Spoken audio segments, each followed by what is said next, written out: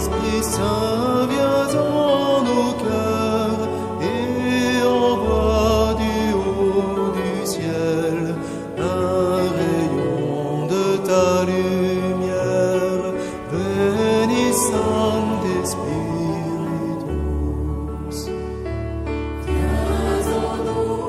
La gloire de Dieu puisse se manifester. Elle va se manifester à travers l'unité de ses fils, l'unité des croyants, l'unité des fidèles chrétiens.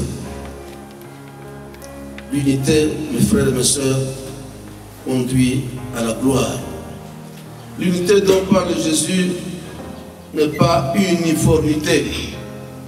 Quand Jésus dit « soyez un », il ne dit pas, il ne veut pas faire référence à nos groupes, nos communautés auxquelles nous appartenons. Quand il dit soyez un, il ne veut pas dire soyez de la même tribu, soyez de la même idéologie, ayez le même goût, les mêmes opinions surtout. Ce n'est pas ça l'unité dont parle Jésus. L'unité dont parle Jésus tient d'abord compte de la diversité, des différences qui peuvent exister, qui existent entre nous. Mais tous doivent travailler dans l'esprit de l'unité. Le Seigneur soit avec vous. Mes sincères remerciements à son Excellence Monseigneur Willy Ngumbi, qui a bien voulu accepter que ces assises aient lieu dans son diocèse.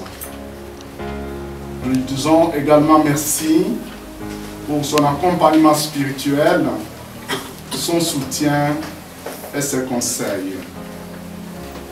Nous en avons été richement bénis. Je voudrais exprimer également ma gratitude à M. l'abbé Richard, directeur de la Caritas Développement Goma, pour l'accueil et surtout pour la tenue de cet atelier. Dans ce même élan, ma reconnaissance s'adresse à toute l'équipe qui vous a accompagné dans cette énorme tâche. Je vous exhorte ainsi à rester attentif à l'identité et à la mission de la Caritas, aux valeurs et principes qui orientent nos actions. Je vous invite également à vous approprier les normes de gestion de la Caritas Internationalis.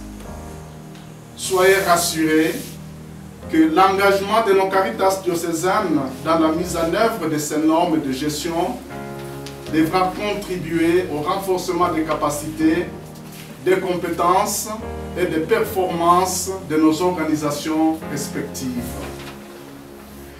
Nous encourageons vivement l'apprentissage par le Père entre les Caritas fortes et Caritas faibles,